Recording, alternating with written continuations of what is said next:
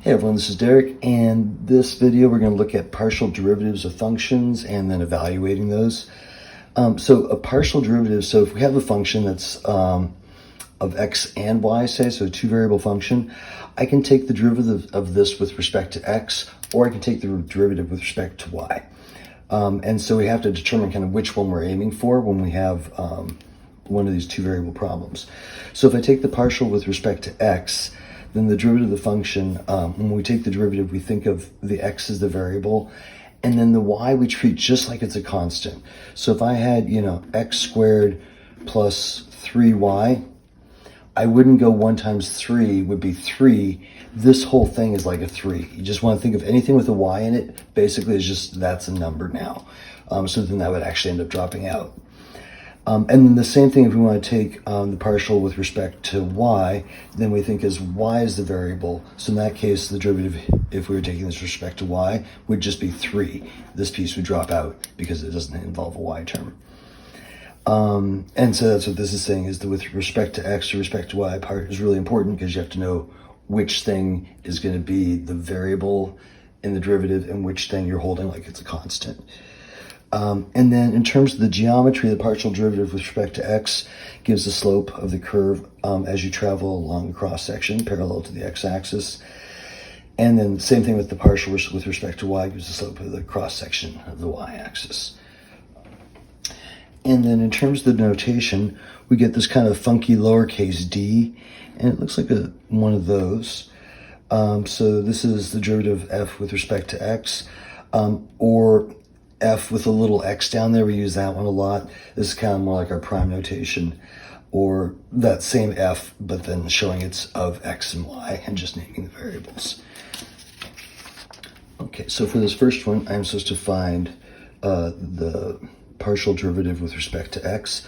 So that means everything that's an x, I'm going to treat just like it's just as you would an x. So if I see an x cubed here and I'm taking a derivative, that's going to be 3x squared. This 4y squared, I have to be careful that y is just, now you want to just think of the y as like it's a number. So this might as well just be like a 4. And so if I took the derivative, that would drop out because it's a constant term.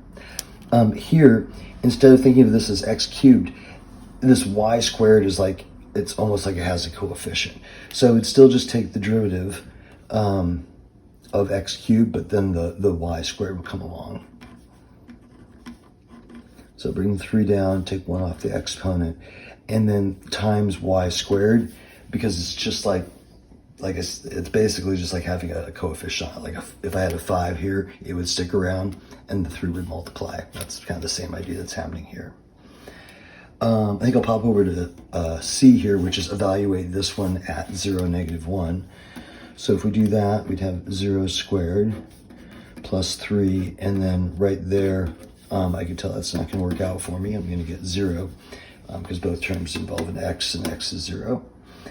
For the next part, we're going to do kind of the same idea. We're going to take the derivative, but now with respect to y.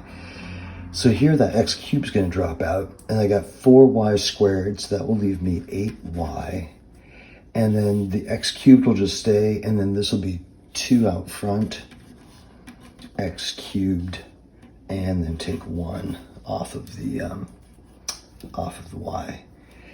And then, so there's my derivative with respect to y, and now I'm supposed to evaluate that at -2, -2, or -2, 2.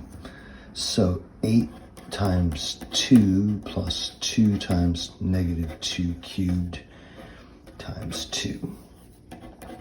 So that'll be 16, and that's 5 2, so that's 32 and a minus. So it looks like -16. Okay, so this one is going to be a bit of chain rule. So we're supposed to find f with respect to x of xy. So if I do that, remember with our chain rule, we kind of have like a u to some power. We end up with n times u to the n -1, and then times u prime. So that was our power rule, or our chain rule power rule. So I'm going to go 4 times the invisible 1 in front. And then remember, this part just comes back. So 5x cubed minus 7x squared. And then we take 1 off the exponent, so that would be a 3. And then times u prime. So the derivative of this, but with respect to x, the minus 7y squared drops out. And then this will just be 15x squared. And then kind of putting those two things together, we get 60x squared out front.